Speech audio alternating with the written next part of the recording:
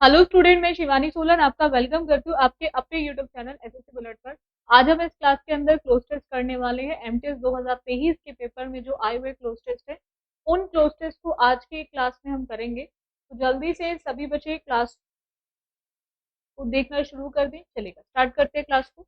अगर हम बात करें बच्चों क्लोज टेस्ट की, तो क्लोज टेस्ट क्या होता है?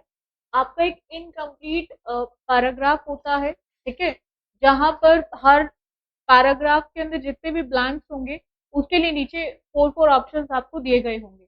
आपको जो गिवन ऑप्शंस हैं, यानी कि जो ऑप्शंस दिए गए हैं, उनकी हेल्प से आपको चेक करना है कि कौन सा ऑप्शन उसके अंदर फिल होगा, कौन सा ऑप्शन उसके अंदर फिल होगा, और उस इनकम्प्लीट पैराग्राफ को वो कंप्लीट करने का काम करेगा। वही आपका क्लोज टेस्ट होता है, वही आपका क्लोज टेस्ट होता है। तो देखिएगा, स्टार्ट करते हैं सेशन को। फर्स्ट क्लोज टेस्ट आता है आपका, when Jean died dash 19 1850 she was called one of the most distinguished novelist. ठीक है, आपको चेक करना है कि आप किस प्रिपोजिशन का यूज करोगे जब आप बात करोगे। किसका? डाइड की बात करोगे, मरने की बात करोगे, तो मरने के साथ आप किस प्रिपोजिशन को यूज करोगे। इनको अगर हमें ईयर दे रखा है, साल दे रखा है, तो उस केस में आप किस प्रिपोजिशन को यूज करेंगे। आप बच्चे ध्यान रखेंगे कि अगर आप किसी जैसे किसी भी डिसीज से मर गए तो डाइड ऑफ आता है, जैसे डाइड ऑफ कैंसर, ठीक है। लेकिन अगर हम साल की बात करें, कब वो मरा, कब वो मरी, तो वहां पर हम ईयर से पहले, जहां पे भी हमें ईयर दे रखा होगा, उससे पहले जो हम प्रिपोजिशन को यूज करते हैं वो आई एंड इन प्रिपोजिशन को यूज करते हैं। किस प्रिपोजिशन को यूज करते हैं? आई एंड इन को, ठीक है। जहां पर भी हमें क्या दिया गया होगा कि कोई भी ईयर दिया रखा है, ठीक है। वो मरी है, कौन से ईयर में मरी? 1850 में, तो यानी कि इनका यूज करेंगे। चलेगा, नेक्स्ट आते हैं। अब वो बहुत सारे उसमें से एक है इंग्लैंड की, तो अब आपको चेक करना है कि हु आएगा या व्हाट आएगा, हुज आएगा या फिर विच आएगा, ठीक है। तो अब आपको इसको चेक करना है कि distinguished novelist England has produced and the first who dash that beautiful kind.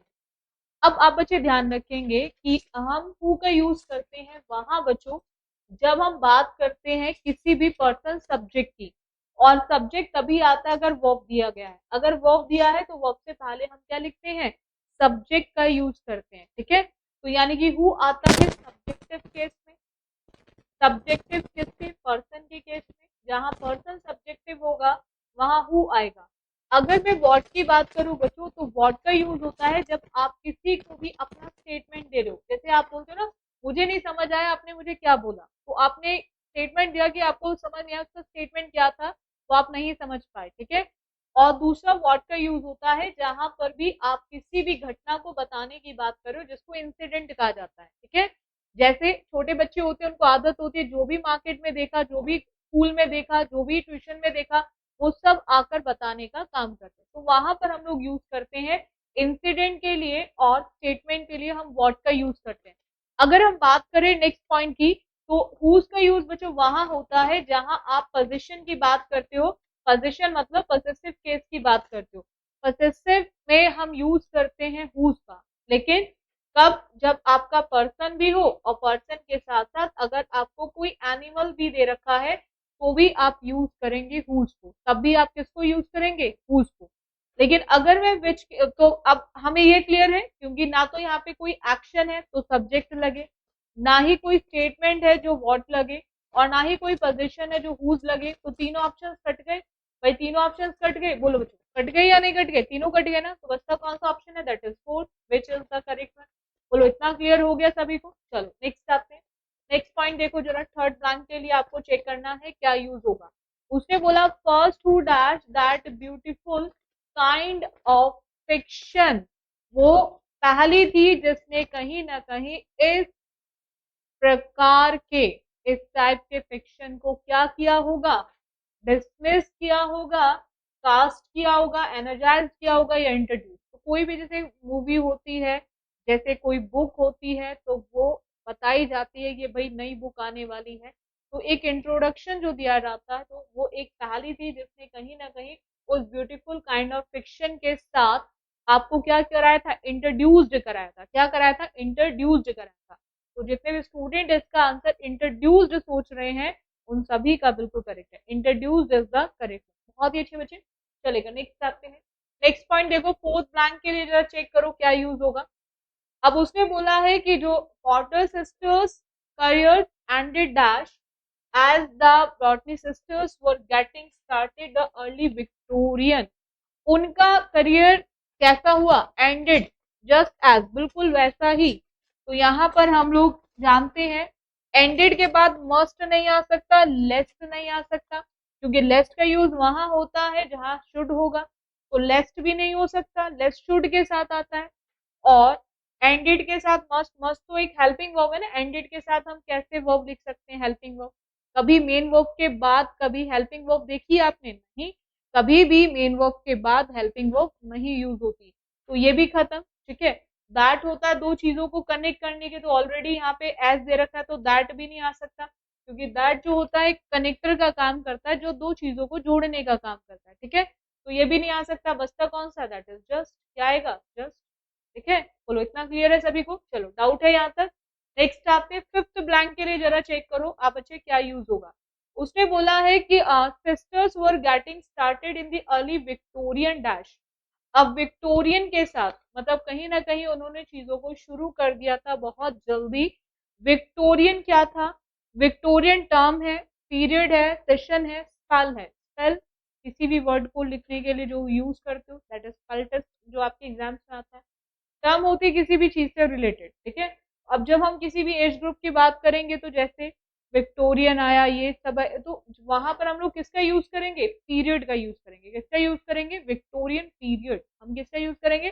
Victorian period का यूज करेंगे। बोलो इतना क्लियर है सभी को? डाउट है यहाँ तक किसी को? चलो नेक्स्ट आते हैं, एक और पैराग्राफ करेंगे करेंगे देखो बहुत सारे ऐसे बच्चे होते हैं जिनको क्लोज टेस्ट में प्रॉब्लम आती है, बिल्कुल आती भी है और आनी भी चाहिए। कुछ ऐसे क्वेश्चंस तो एग्जाम्स में जरूर होने चाहिए जहाँ पे फंसे, यानी कि पूरी भीड़ हर क्वेश्चन को कर लेगी तो फिर कैसे चलेगा काम, है ना। तो वहां पॉसिबल नहीं है ना। तो किस तरह से हम चीजों को मेरिट कैसे हाई होगी, मतलब दूसरा क्या है, कैसे कुछ ही बच्चे छांटे जाते हैं, तो उसका वो इसी टाइप के क्वेश्चंस होते हैं जिसमें बच्चे फंसते हैं और कुछ निकल जाते हैं, कुछ नहीं निकल पाते। तो आपको उनमें उसमें जुड़ना है जो निकल जाते हैं, इस तरह के क्वेश्चंस को करके आसानी से। उसके लिए क्या करना है? रेगुलर क्लासेस लेनी है, चीजों को सीखना है, क्योंकि जहां अदर फंसने वाले हैं वहां आप नहीं फंसो। उसके लिए आप इस वाले पार्ट को बहुत अच्छा कर दो, क्योंकि ये मैक्सिमम स्टूडेंट का कमजोरी है। एसएससी के अंदर मैक्सिमम स्टूडेंट की कमजोरी है, मैक्सिमम बच्चे तो उस टेस्ट में बहुत ज्यादा फंस जाते हैं। तो आपको बिल्कुल भी फंसने की जरूरत नहीं है, ठीक है। इतना क्लियर है सभी को? चलो नेक्स्ट आते हैं, एक और देखेंगे। To mark the 25th anniversary of the run, Dash Royal Canadian Mint unveiled a $1, ठीक है। अब आपको चेक करना है कि यहाँ पर रॉयल कैनेडियन की बात की जा रही है, तो हम आर्टिकल ए का यूज करेंगे, आर्टिकल एन का यूज करेंगे, किसका यूज करेंगे?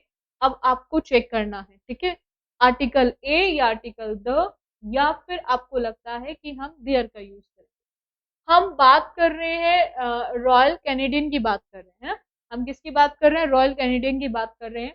तो अब आपको ध्यान रखना है इस केस के अंदर आपको ध्यान रखना है कि जहां पर भी हम बात करें किसी भी जो उसके अंदर फेमस होता है, ठीक है, तो वहां पर हम लोग यूज करते हैं आर्टिकल द को, वहां पर हम लोग यूज करते हैं आर्टिकल द को।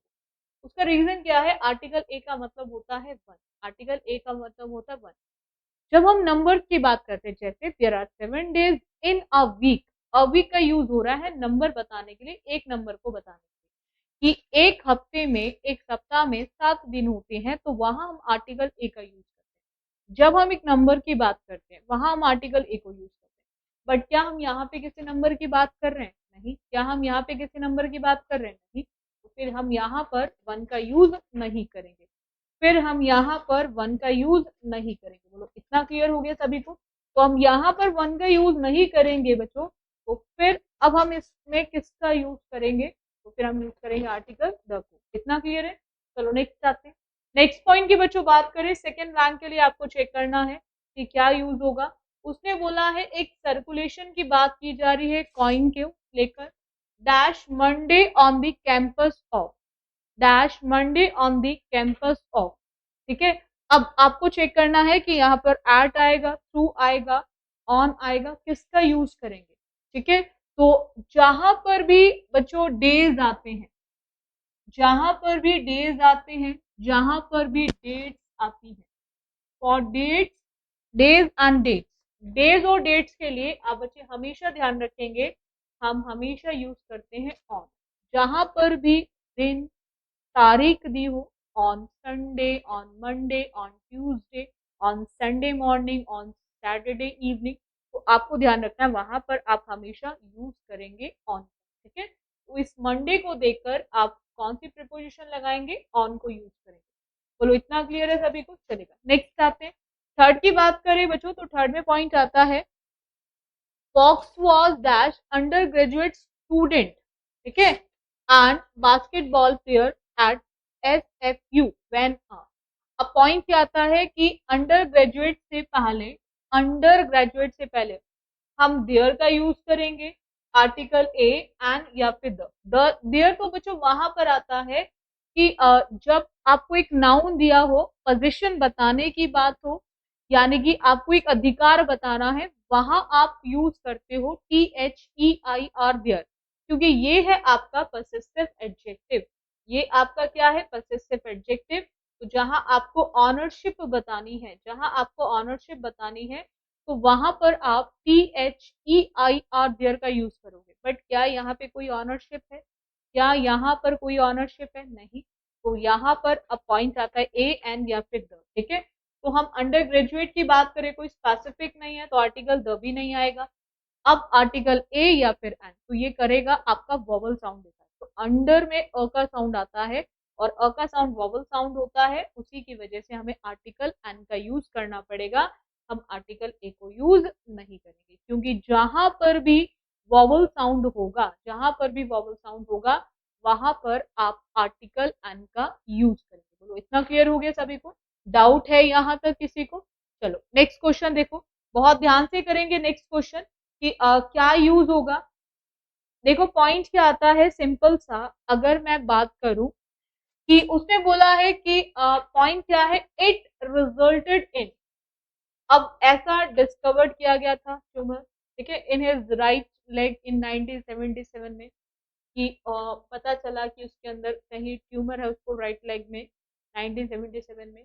उसका रिजल्ट क्या हुआ? It resulted in dash a bronze statue of Fox, one of many such tributes across Canada looks over the academic. अब पॉइंट क्या आता है यहाँ पे, फ्रेगमेंटेशन का यूज होगा, या फिर हम वेसोडिलेशन की बात करें, इम्प्लांटेशन की बात करें, या फिर एम्यूटेशन की बात करें। फ्रेगमेंटेशन, जहां चीजें बांटी जाती हैं, जिसको खंडीकरण भी कहा जाता है, कहीं ना कहीं विभाजित करने की बात की जाती है। और वैसोडिलेशन का मतलब वेसल से है, वेसल ब्लड से रिलेटेड है, ठीक है, ये आपका वेसल से रिलेटेड है, तो वेसल ब्लड्स होती है, ब्लड वेसल्स होती है, उनसे रिलेटेड है। इम्प्लांटेशन का मतलब होता है जहां चीजें प्लांट की जा रही है ना, इम्प्लांट किए जाते हैं, तो जहां चीजें मतलब कहीं किसी भी चीज में दाखिल करने के लिए हम लोग इम्प्लांटेशन वर्ड को यूज करते हैं।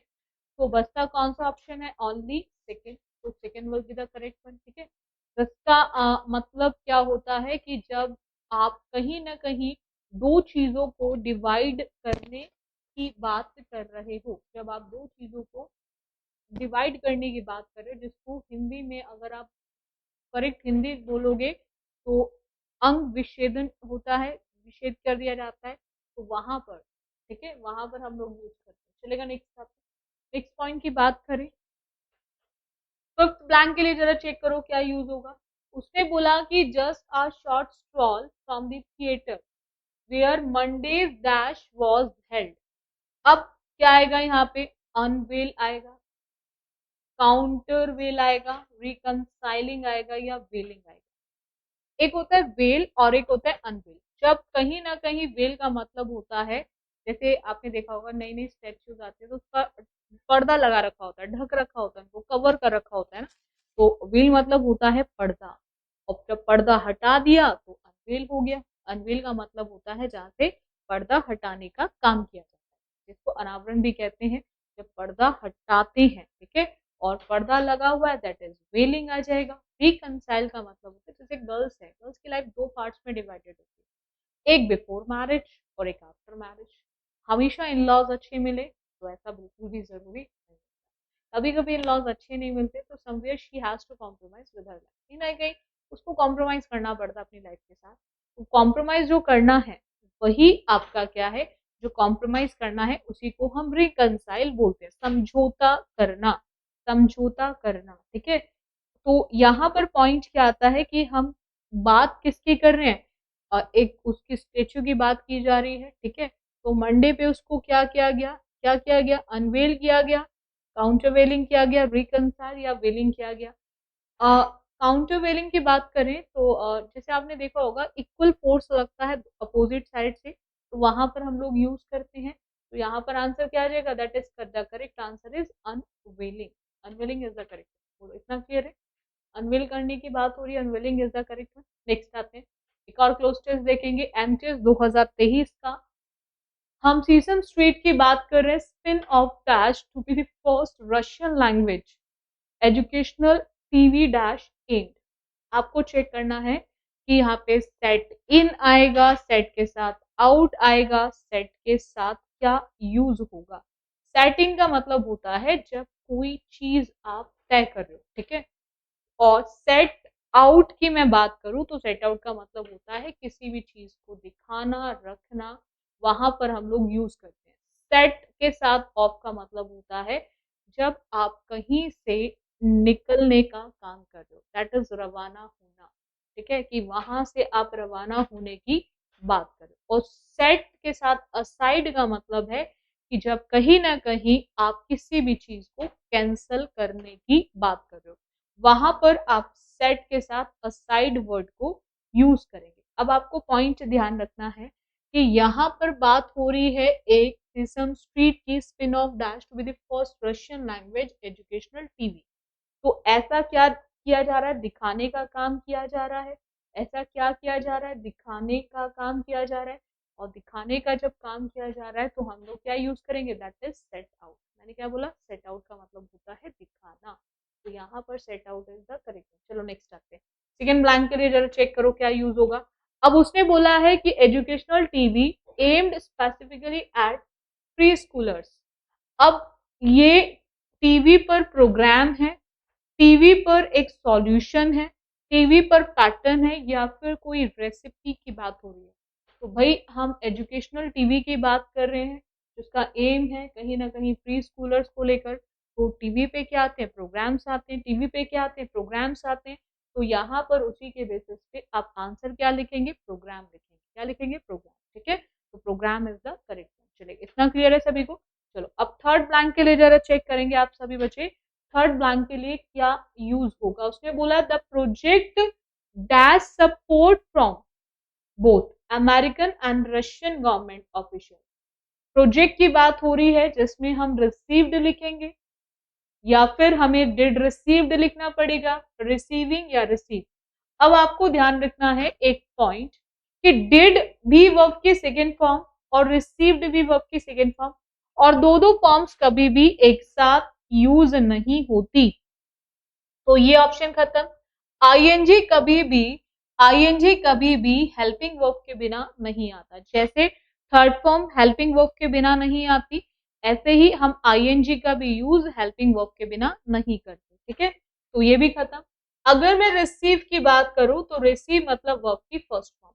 फर्स्ट फॉर्म अगर बिना हेल्पिंग वर्ब के आ रही है उसको हम प्लूरल बोलते हैं। उसको हम क्या बोलते हैं, प्लूरल बोलते हैं। अगर कोई भी फर्स्ट फॉर्म बिना किसी हेल्पिंग वर्ब के आ रही है तो हम उसको प्लूरल बोलते हैं। तो यहाँ पर रिसीव भी खत्म, ठीक है।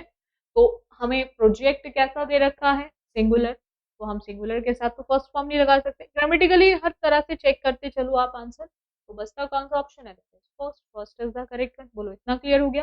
तो क्या आ जाएगा, रिसीव, किसी भी चीज को प्राप्त करना, रिसीव करना। इसकी एक तो स्पेल टेस्ट भी बहुत आता है, रिसीव की स्पेलिंग बहुत आती है, आई ई या ई आई, रिसीव, बिलीव, रिसीव। ये वर्ड्स बहुत बार एसएससी एग्जाम्स के अंदर पूछे जाते हैं, ये वर्ड्स बहुत बार एसएससी एग्जाम्स के अंदर पूछे जाते हैं। तो आपको थोड़ा सा ध्यान रखना है कि हम किस वर्ड को यूज करेंगे, आपको ध्यान रखना है कि हम किस वर्ड को यूज करेंगे। चलेगा, नेक्स्ट आते हैं। अब पॉइंट क्या आता है कि फोर्थ बैंक के लिए आपको चेक करना है क्या यूज होगा। उसने बोला कि if we do not reform our dash we can hardly hope that we will reform our society. देखो बिल्कुल सही बात है, अगर हमने किसको रिफॉर्म फॉर्म नहीं किया, ठीक है, तो हम बहुत ही कम आशा है, ना के बराबर है कि हम कहीं ना कहीं अपने समाज को भी दोबारा से रिफॉर्म कर पाएंगे, यानी कि रिफॉर्म मतलब फॉर्म कर पाएंगे। तो ये कब होगा, ये अब ये किससे रिलेटेड है, सोसाइटी से, पॉलिटिक्स से, एजुकेशन से, इकोनॉमी से। हम बात किसकी बात कर रहे हैं, एजुकेशनल टीवी की बात कर रहे हैं। तो एजुकेशनल टीवी का रिलेशन सोसाइटी से होगा नहीं, एजुकेशनल टीवी का रिलेशन पॉलिटिक्स से होगा नहीं, क्या इकोनॉमी से होगा नहीं, किससे होगा, एजुकेशन से ही तो होगा।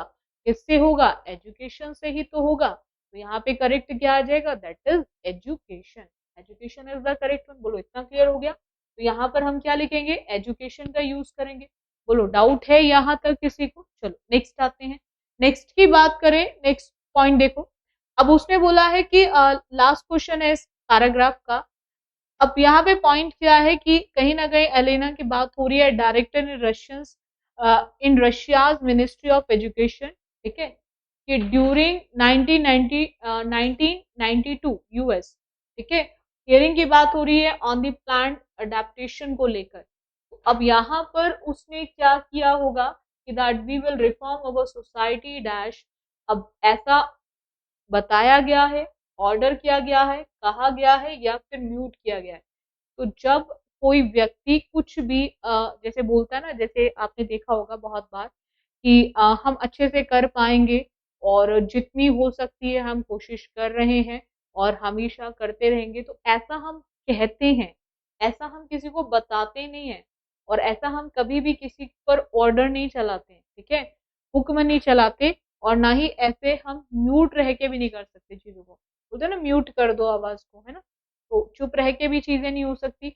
ऐसा हम क्या करेंगे, बोलने का काम करेंगे, कहने का काम करेंगे। तो यहाँ पर क्या यूज हो जाएगा, दैट इज सैड। क्या यूज हो जाएगा, sad. Sad is the correct one. बोलो इतना क्लियर हो गया। और आप स्टूडेंट्स से मैं यही बोलना चाहूंगी कि रेगुलर क्लासेस लेते रहो। जिनका भी क्लोज टेस्ट एक कमजोरी है, वीकनेस है, तो वो स्ट्रेंथ बनाना चाहते हैं इसको, तो उसके लिए आप रेगुलर क्लासेस लेते रहो। और जो भी क्लासेस आपको एसएससी बुलेट में मिल रही है, जैसे सुबह एक क्लास चलती है 9 बजे, मॉर्निंग में एक 9 बजे क्लास रहती है आपकी गोल्डन रूल की, और उस क्लास को आप सभी बच्चे जरूर लें, गोल्डन रूल की क्लास को। फिर ठीक 10 बजे आपका वोकैब का पार्ट चलता है, तो वोकैब वाली क्लास को जरूर लें। और उसके बाद आपकी 3:15 पर जो बच्चा प्रैक्टिस करना चाहता है, 3:15 पर प्रैक्टिस मॉक की क्लास चलती है, मॉक टेस्ट चलते हैं, वो भी लें। और ठीक 6 बजे आपकी क्लास रहती है यूट्यूब पे क्लोज टेस्ट की, तो आप बच्चे उस क्लास को भी जरूर लें, ठीक है। तो इससे क्या होगा, आपका ग्रामर पार्ट भी अच्छा हो जाएगा, वोकैब भी अच्छी हो जाएगी, और उसके साथ साथ आपकी प्रैक्टिस भी हो जाएगी। और किसी भी एग्जाम को क्रैक करने के लिए तीनों चीजों की तो जरूरत है। इन तीनों चीजों की तो जरूरत है। इंग्लिश की मैं बात करूँ तो अगर तीनों चीजें अच्छी हो जाएंगी तो आपको एग्जाम को क्रैक करना आपके लिए मुश्किल नहीं होगा, तो आपके लिए एग्जाम को क्रैक करना ईजी होगा। तो ठीक है, तो रेगुलर बेसिस पे आप सभी बच्चे क्लासेस लेते रहें, और चैनल को जरूर सब्सक्राइब कर लें ताकि आपको हर क्लास का नोटिफिकेशन मिल सके, ठीक है। और क्लासेस अगर आप बच्चों को अच्छी लगती हैं, क्लासेस अगर आप बच्चों को अच्छी लगती हैं, तो क्लासेस को आप प्लीज लाइक और शेयर कर दिया करो, ठीक है।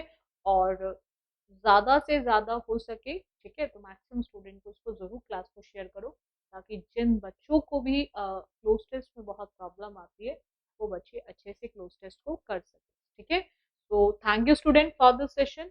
बाकी करेंगे हम नेक्स्ट क्लास में, कुछ और नए क्लोज टेस्ट करेंगे एमटीएस 2023 के। ठीक है, तो थैंक यू स्टूडेंट्स।